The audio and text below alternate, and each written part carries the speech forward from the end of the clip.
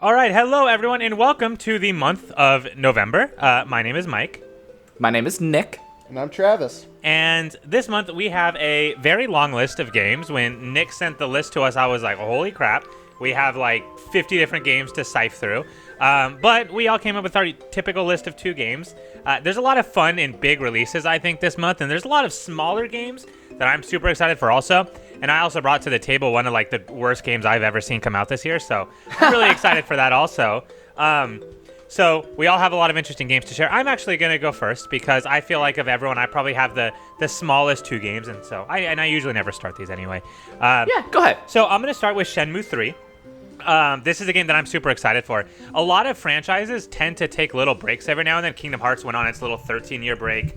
Little break, Yeah, sure. Shenmue was on an 18-year break. So, I think that's hard to topple. Shenmue 2 came out about 18 years ago. These games, I think it's hilarious. These games have some of the best stories and some of the worst gameplay combines, which is pretty rare to see. Usually a game does pretty good at both or pretty bad at both. This game was like polar opposites in terms of having amazing story and just downright awful gameplay, which I think is so funny. I'm curious with Shenmue 3, and from what I've seen a lot of it, there's a lot of great gameplay. It seems like they kept sort of the style of the game the same, where you sort of just wander around, and then when you go into battles, it sort of moves you into separate arena-style, side-scrolling fighting, which is awesome. I think Shenmue is one of the most unique types of games that have ever come out in the history of mankind in terms of the combat in the game is really clunky, but it works. It feels fine. It just feels so different from anything else. It really emphasizes combos and making sure that, you're actually using special hits. It's a game where you cannot spam because your moves are slow. So you can hit A million times in a row, and in that time span, he's going to do like 2 attacks. So it's a game that really emphasizes parrying your enemies and countering and hitting them, which is a lot of fun. So it's a difficult combat system to learn, but it's not too tricky to master. What I think is so funny about the Shenmue games, and I always love mentioning this, is time wasting is like this game's forte.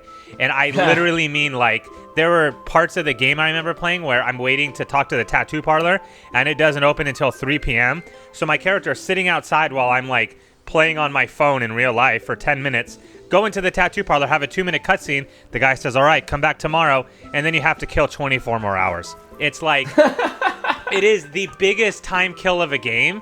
But in a way, I guess that's its charm. It's tedious and it's frustrating, but you love the game, and it's so hard to describe. And so the game also never ended. The big bad enemy that kills your father, not really a spoiler because it happens in the first 2 minutes of the game, was never actually defeated in the first 2 games. And so it was kind of a game that had an open ending. So when they started the Kickstarter to bring this franchise back, I was super excited because I'm like, well, I've never seen how it ended, and now I get to see how it ends. So I'm really excited for that. They're bringing back some of the more notable characters in it too, which is always awesome. So all in all, I'm excited for it. I don't know if it's going to be amazing. I think it's one of those games where it was fun back then because it had charm. I don't think it held up well. Shenmue did not age well at all.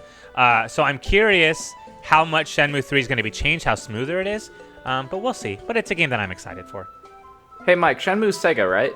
Yes. Okay, please, Sega, use your other franchises. I know that Sonic was like your big one. I know you're kind of taking a step back with Sonic, thank God. But Valkyria Chronicles is fantastic. Shenmue seems to be doing well. Don't they have Yakuza as well? Yeah, well, I don't think this game is being produced by Sega. I think it was originally on a Sega console. I think this one is Deep Silver. I think it was picked up by someone else. But regardless, yeah. But I do stand by that. Sega, please use your other IPs. They are good. Yeah. I guess either way, whatever. Travis, you Well, they're now bringing to you a new 3D Sonic game. You're welcome. Hell yeah. Can't wait, man. Can't wait. Can't wait, exactly. Okay, so I'm going to start with a game that we were going to have Matt do, and he couldn't Rest be in with us peace. today. Rip. And that is the new Star Wars game. I know during the E3, they had like this whole live stream thing for EA, and it actually looked pretty cool. I really enjoyed it when he like slowed down time and then like sucked in the stormtrooper, and then he like shot himself with his own blaster bullet that he had previously shot. I was like, that's super cool. Like, you can do some pretty cool things, and I'm hoping, because it's a single player campaign game, that loot boxes won't be an issue, or Fingers pay to crossed. win stuff, because it's Fingers crossed. it's a solo game. You can't just add crap just to add crap. But EA sometimes can give you the middle finger, and I just want a Star Wars game where I feel like a badass again. I so much enjoyed the Battlefront 2 of like the older days on the original Xbox. Same. So I just want to be a Jedi, do Jedi things, and just have fun without having to pay an extra $60 on top of a $60 game.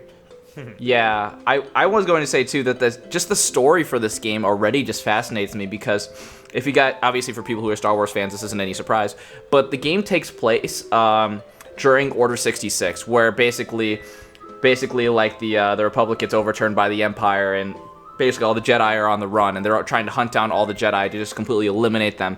And it's a really cool thing. So like Jedi Fallen Order is, I believe, the name of the game. But it seems like it's such a cool idea. Like, you're a Jedi on the run, trying to survive, so you kind of have that aspect of survival in there. But at the same time, you're still trying to fight the Empire. It's such a unique... It's a situation where I don't think anywhere except maybe the books have actually covered, and I think that's a really cool thing. So it should bring a new Star Wars experience. I just really want it to be good. Like, again, I have my hatred for EA, and a lot of it, I would say, is 100% justified. They ruin a lot of great franchises and games and studios. But this is your chance for redemption after the crap that was the Battlefront 2 loot box thing. Please be good. I'm putting aside my hatred of EA right now. Please make a good game that doesn't try to nickel and dime you everywhere. Yeah, I said the exact same thing when Battlefront 2 came out. I'm like, oh, it looks like there's so much more content. It's going to look great. And then they, whole loot boxes. And I was like, oh, no. Pay to win, another man. Star Wars game that I'm not going to get. Well, and I think the irony of it all is, like, the EA makes incredible games. Like, to me, there's like Star Wars Battlefront and Battlefront 2 were absolutely incredible games. The combat in the games are great. The graphics are amazing. Like, to me, it's not even a question of can they make a good game, because they've proven they can make amazing games. It's almost worse because they make these amazing games and then ruin them, Yeah. So it's like Jedi true. Fallen Order, I have no doubt is going to be a phenomenal game. When we played, it's going to be fun to play. But are they going to ruin that experience with pay to win, with all this stuff? We were talking about before, it's harder to ruin a single-player experience with loot boxes, but it's possible. Shadow of War did it with the tedious grinding. I forgot about that one. Yeah, that was a bad one. But even Assassin's Creed Odyssey and Origins, which I didn't mind because I liked grinding in those games, but if you don't want to, those games made leveling up so difficult, and then periodically would say, well, you can just pay $3 to level up 3 times. And it's like, it's little things like that that just completely defeat the fun. And that's all it would take to kind of take out of the experience. You're fighting a battle trying to level up, and a message pops up saying, oh, for $3.99, we can just get you to the next level. Like, no, I don't want that, They push you to them, and it just really is disappointing, because the games are just used to be fun to play, and these games are usually really fun to play. And with a studio like DICE behind Battlefront 2, you're thinking that there was a lot of potential that went into this game. It's just they ruined the progression system, and they ruined the fact that they have an inherently rewarding game to play, and they stripped that away to try to push you into paying money. And so some people just stop playing the game outright. Yeah. And that's That what was I think me. is the biggest tragedy. And yeah, that's me too. Once I see that crap, I'm just like, all right, I'm not going to spend $1, but I'll stop playing. Yeah. When I see people getting too greedy, which is the same thing that happened with Paladins, I stopped playing. And that's the thing that's worse, because I enjoyed the game, but I stopped because of that. Right. I don't know. Yeah. I really do have my fingers crossed, because you're right, Mike. As much as we don't want to give them credit, like, they can make beautiful games. It's just the fact that they ruin them. Right. That's why, like, I think the way I feel is the Jedi Fallen Order is going to be a great game. I know that. It's just a question of, is it also going to be a great experience? Because I feel like you can have a great game that's not a good experience, which is what every EA game is. So it's going to be a great game. Is it going to be a great experience for the gamer? That's kind of what I'm more interested to see right now. So. Yeah, fingers crossed at this point. Well, I guess moving on to a more bright topic, and honestly almost a complete 180, I'm going to be talking about New Super Lucky's Tale. This game gives me a whole bunch of warm feelings and vibes that I got back when I played A Hat in Time. So I am super freaking excited about New Super Lucky's Tale. It's a really cool 3D platformer, and it does really remind me of that kind of indie feel when it comes to it. I would say that A Hat in Time is definitely within my top 3 platformers that I've ever played in my life. It's just that damn good. And New Super Lucky's Tale is kind of hitting the same notes in terms of interesting combat, lovable characters, interesting worlds, and unique platforming challenges that don't have to be the hardest, but just look fun to play. Like, inherently, when I was playing, I remember playing a new Super Mario, or was it Super Mario 64 DS? That was just like, it was just fun, and I just loved playing it. Even if I wasn't like collecting anything, I just wanted to see if I could climb up on this platform. I remember there's one time, there's like this hill that I kept trying to do some stupid backflip and trying to cheese it just to get on the roof of the castle. So many things like that just remind me of what I loved about gaming and just playing those kind of games. And the warm feelings, I keep saying it because it just makes me feel like, it just makes me smile looking at the trailers and whatnot. Instead of your actual collectibles, it seems like pages are one of the big ones, and I believe this is a sequel, Mike? Am I crazy about that? It is, yeah. And yeah, the first game was awesome too. I'll talk more about that later though. Okay, well, either way, it's really great. It looks like it'll have like some staples with the genre classics. It'll have different enemies, but yeah, lucky he's a squirrel, and it's a squirrel that's taking on the world, meeting some new friends, and collecting pages for his book. I'm excited.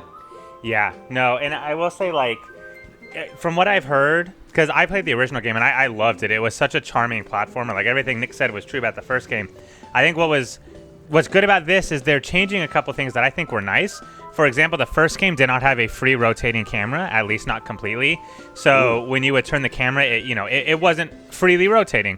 This game will have that, so that's something that they're changing also. It's just other little things like that. They're making the controls a little bit tighter because the first game had good controls, but they were a little slippery at times.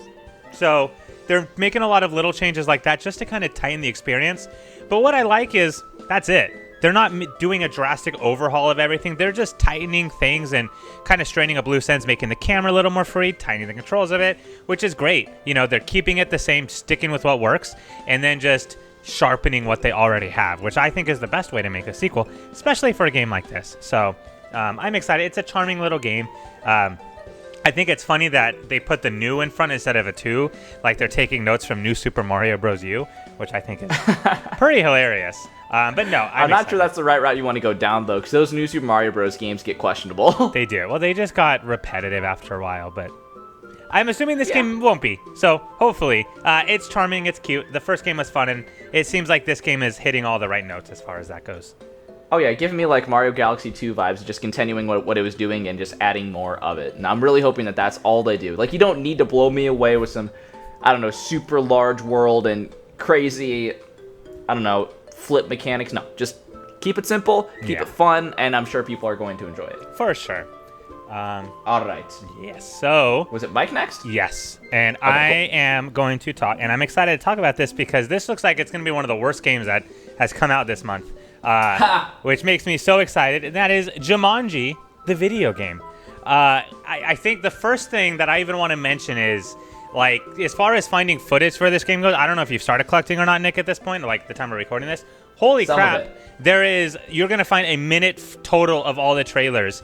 Their trailers are the most laziest things that have ever been put together. You're also going to probably look at this and think, this can't be a new game. This looks like it came out on the PS2. These graphics are absolute crap. It looks like a PS2 game. They definitely took inspiration from Fortnite. You can tell that the graphical style was meant to be like Fortnite, but it doesn't have the charm of Fortnite, obviously, because it just looks like a copycat. It really looks like this game could have came out like 10 years ago with the graphical style that it has. The idea of the game is cool. It's an online or split screen, which I always like split screen multiplayer games, so it's up to 4 friends can play, and you just sort of go through an adventure map together. I couldn't glean too much off of it, and they haven't given a lot of information, which is the other complaint I have. But I can't tell if like you're going through a world or if it's like a survival mode type game. Regardless, the idea of the multiplayer looks kind of fun, but the graphics just don't look good. Excuse me. The characters in it, it's based off of the video game version of Jumanji, not based off the board game version, which already just has me pissed off because we're probably more used to the board game version than the video game version. Dwayne "The Rock" Johnson does not look as buff in the video game as he does in real life, which is... All right, I'm not getting it then. Yeah, I know. That was a make or break it point. Yeah, the muscles aren't there, so, that already brings its score down like 4 points right there. So I can still be the curvy genius. Okay. I don't remember.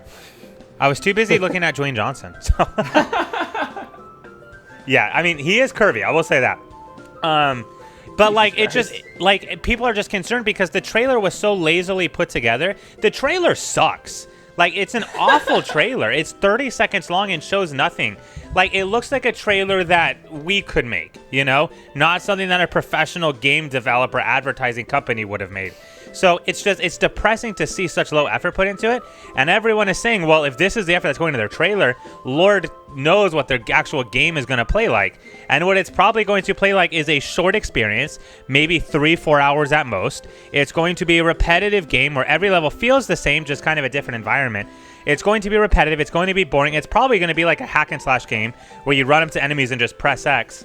I could be wrong, but it has that vibe. It just has a vibe of a game that's cashing in on the Jumanji name.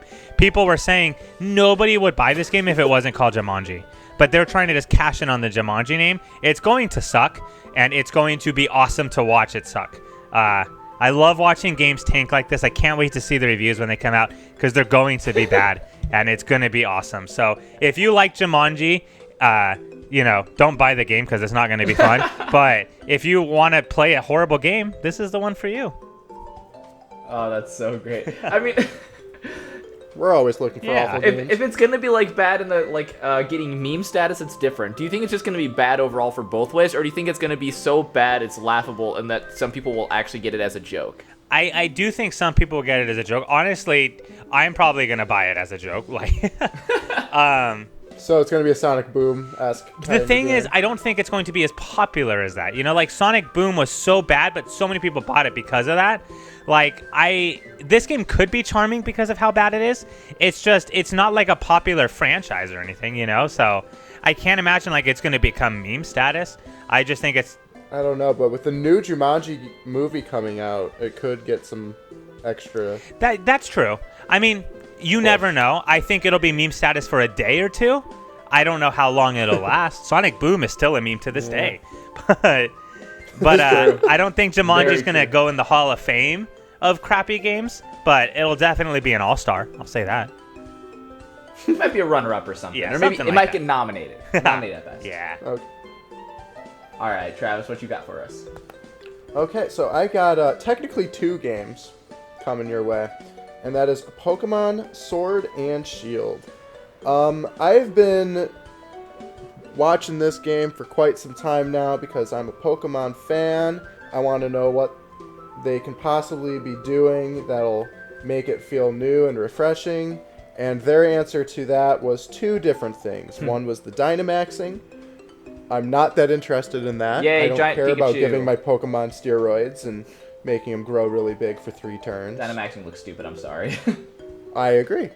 But then the wild area intrigues me. And there's this big giant area where Pokemon are just roaming around free, kind of like how they did in Pokemon Let's Go, Pikachu and Eevee. And then you can also do these raid battles that could be multiplayer online, which could also be interesting. I don't know exactly how it works in terms of like if you catch it, if all 4 of you now have it, or if it, I don't know. But it gives you like more rare Pokemon that you wouldn't really be able to see until later. But it just looks, it looks like that is what I more wanted than, you know, the Dynamaxing. Like I said, it just looks dumb, and it looks like that's kind of going to be a theme of all the gyms, is like, oh, they're big enough to Dynamax, and, you know, their best Pokemon's going to get Dynamaxed. And I don't know. It just doesn't seem that interesting to me. Well, since we used to be, I guess we used to be a Nintendo channel, I'm just going to say it like this. I'm very disappointed with Pokemon Sword and Shield and what's happening. There's so many times when they're drip-feeding content about, like, Pokemon that are coming out, like, oh, check out Galarian Ponytail. Like, do you want a freaking medal? It's a creature. It's something that you're going to encounter in the overworld. Like, how is Pokemon not getting the crap for this? I mean, maybe because it's Pokemon that they don't get it, but they are doing, I will give them credit for a couple of things.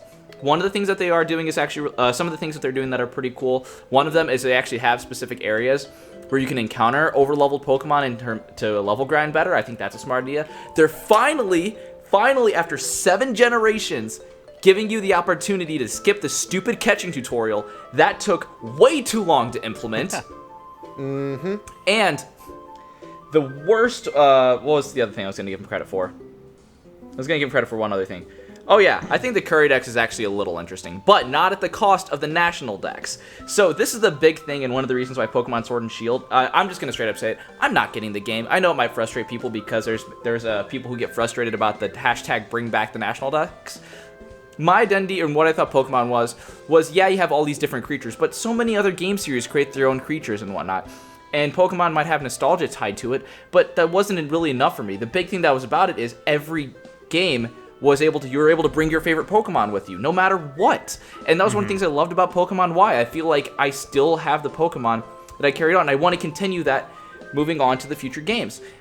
I'll just say it like this, I didn't like Sun and Moon. I know that in terms of like diehard Pokemon fans, Sun and Moon was better than X and Y, but I fell in love with X and Y more. That's just subjective bias. But the fact that they're taking away the National Dex, and yeah, so many people have reasons. Most of them I kind of say is BS in terms of, oh, well, it's like there's too many Pokemon to implement now. What do you want the game to be 500 gigabytes? It's like Pokemon fans have kind of set aside the fact that the graphics have kind of been shit. And they've kind of put aside again, not being able to skip, not being able to invent the battle system that much. They've kind of set aside a lot of things because the core of the game was really gotta catch 'em all, and it was for those crazy collectors that wanted to really dive into that challenge. That's not a thing anymore. One of its core identities in my mind has been stripped from the game, and what I really wanted to do was bring all my Pokemon from X and Y, and you guys know how much that is, to the new game. There's no guarantee of that. There's no guarantee that my favorite Pokemon now is going to be in those games, and then it just becomes another RPG where not all of the characters that you like are being carried on, and I think that's really hurting Pokemon overall. So, while it might frustrate people that I'm not getting the game solely because of the National Dex, I think it's completely fair to do so, and I think Pokemon should get crap for that because they've been getting passes for too long, and I don't know. I'm getting a little frustrated with it. So if you're gonna give anybody crap, give me crap, Nick. I'm Nick. I don't think that that there's enough going into this game that will actually get me to get it. Unless they bring back the National Dex, then I'll consider it. But Nick, they finally made another evolution for Farfetch'd. You're right, Travis. I'm sold. I'm sold. Surfetch'd is amazing.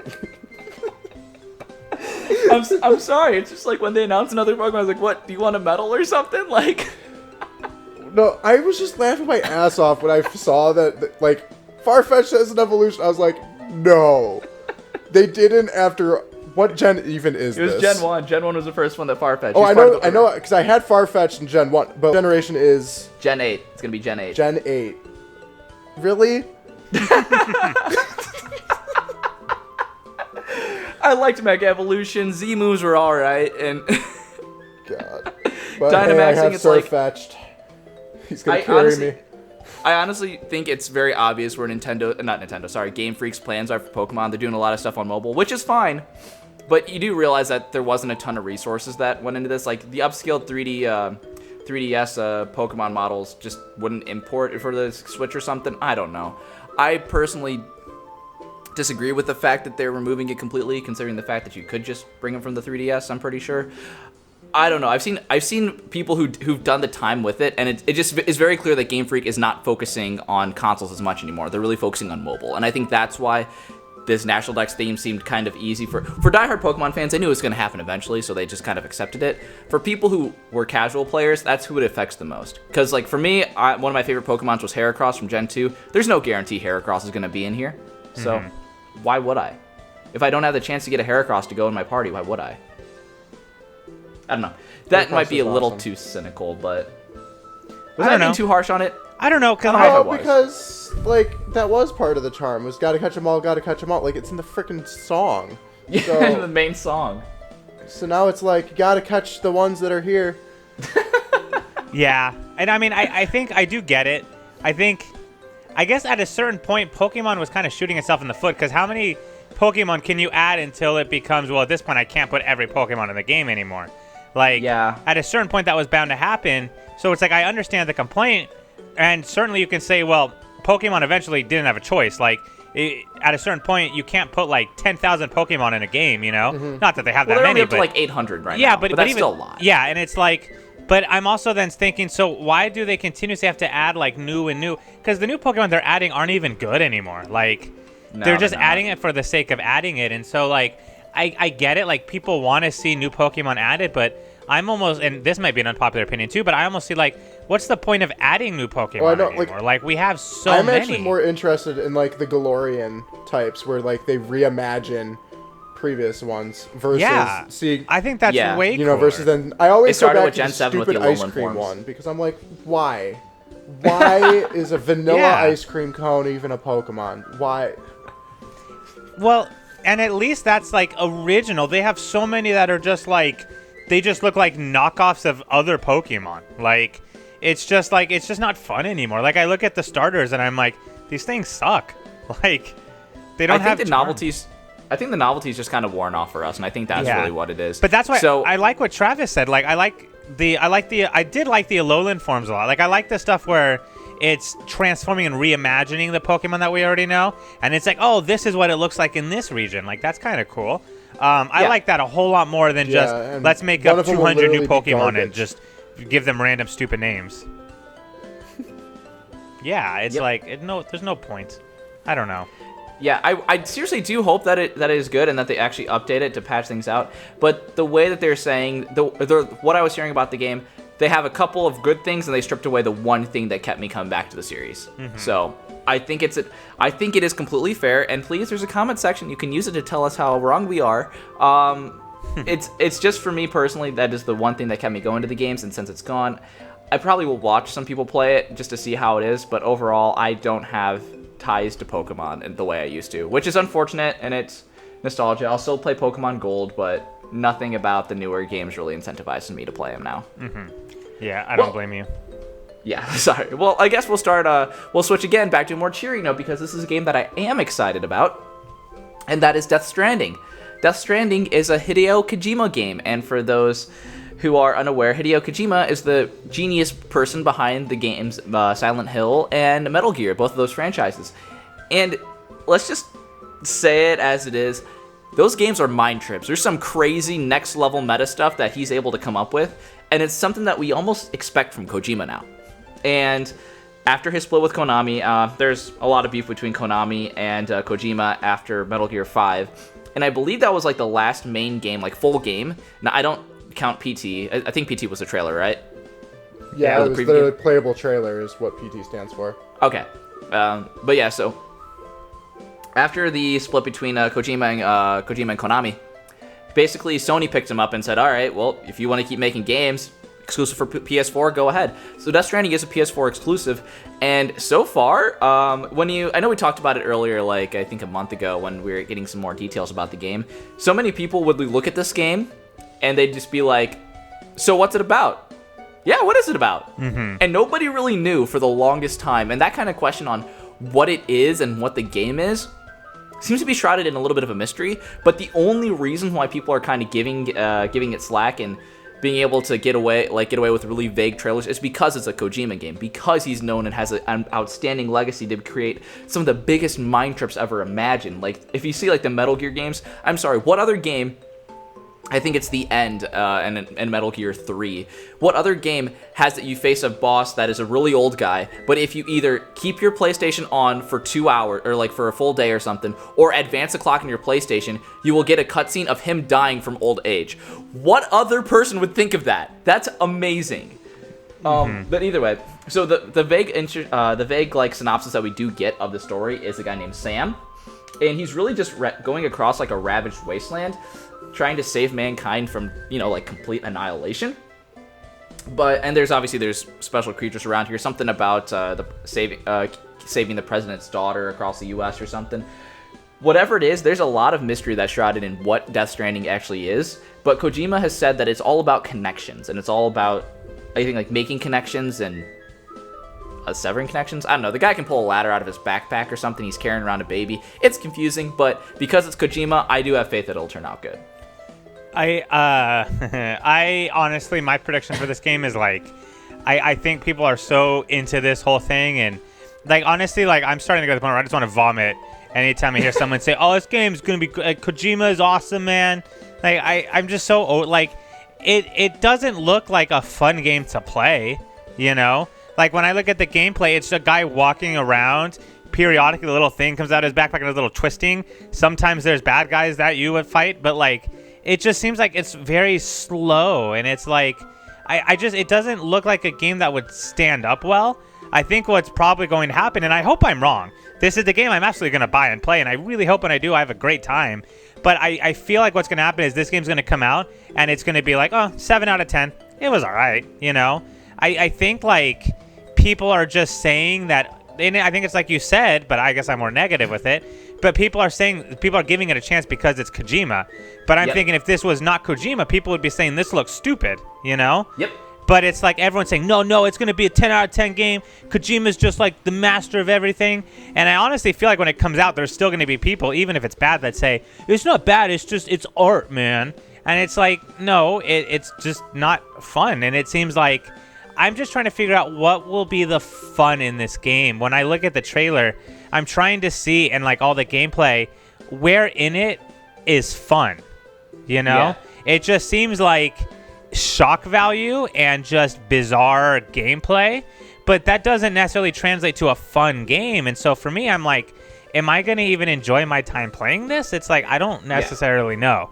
And so I'm not saying it's going to be bad. I'm just saying I feel like there's so much hype about a game that has nothing really going on for it, you know? It's like just because it's Kojima, people are saying this is going to be the greatest game of all time. But it's like, if you take Kojima's name out of it, it's really not much. So, I don't know. I don't want to be negative. I hope it's fun, but I don't see this game being the big hit that people are making it out to be. Yeah, and I think the biggest thing is it has the risk of going too meta in that kind of situation. Right. Where one of the cool things about Kojima games before was, yes, they were meta. Yes, they had crazy gameplay things that you would never think to have in a game. But at the same time, it is the fact that if it does get too meta, it kind of loses some of the people who just want to play the game and enjoy it. And I think that's the worry. I think it's completely justified that you are worried about it, Mike, and I do think that a lot of people will have their issues if it does reach that kind of territory. But like, basically, it just seems like a solid game overall. Like, it has a really fantastic voice cast. The graphics look great, obviously. But so far from the trailer, we don't see anything special. We don't see anything groundbreaking. Everything looks basic so far. So I'm hoping the mind trip comes in the way that the story is and like the plot twist that it has. That's what my hope for the game is. Mm-hmm. Yeah. Very early. One of the things that is nice, I think I did hear this recently about Death Stranding, is I think that they're planning on like opening up the review window by even longer. So the reviewers will have a longer time to play the game and process it, and to actually write their reviews, which I think is a really good idea, showing that they have a complete, polished, finished game for them to play. And I think that is a good sign for the game. Mm-hmm. But I will always be optimistic. I mean, I'll be optimistic, but I'll be cautiously optimistic, because if it gets too meta, I don't even know if I'll be able to enjoy it either at that point, because even though I want to be thinking, oh, I can understand it on a deeper level, I don't want to act like a pretentious bastard. I mean, come on, who was? Yeah. Well, and I mean, there are a couple things I've heard that I really do think will be cool in this game. I like the multiplayer idea that this game has had. I think not having like 4 people in the world fighting at the same time, I don't think that would work well with this game. I like the idea of like, oh, you can send people items, you know? So like, you're not really in the world with them. You're just kind of helping them out, sending supplies and pointing things out to them. So you're not actually in the game with them necessarily. You're just sort of walking in the footsteps of someone else that's done it, you know? And I think that's a cool to do multiplayer. And I also like the game over situation. I think that was very creative, where you don't get a game over. When you die, you end up in another world, and then you have to escape that world to get back to the living, you know? Yeah. I think that's so creative. So stuff like that I'm really into. So that's why I don't think it's going to be bad. This game is not going to be a bad game. I just am worried it's not going to be a 10 out of 10 game. I think it's probably going to be like a 7 or 8 out of 10. And I'm hoping it's not. I hope that this is going to be like the best game ever. It just, I feel like the actual gameplay of it seems not amazing, you know? And it's just, like every article I read is like, oh, this game is going to redefine how we look at games. And I'm like, is it? Is it really? Because the gameplay doesn't sell it like that. Yeah, and I'm like, it doesn't look like it's redefining anything. It looks like a man just walking around. It's not like, it's not mind-blowing. A man walking around, hiding by tanks. Yeah. Kind of on like an ATV or something like that, punching other people as he runs across them. Yeah. The enemy organization that they have also looks kind of cool with the way that they're artistically designed. I guess my whole point of this game is, while I do fear that it might be reaching that territory of, it might be getting too overhyped, and it might be at that point where, you worry when it crosses that threshold. But it is a Kojima game, and even at its worst, like, he still has made great experiences. But because you have that expectation, he raised the bar so high, it's almost like a 10 out of 10 game would be like a 9 out of 10 or an 8.5 out of 10 because Kojima's name is on it. Yeah. Well, what I find funny is for Star Wars, we said it's going to be a great game, maybe not so much a great experience. Death Stranding, I feel like, might almost end up being the opposite of that.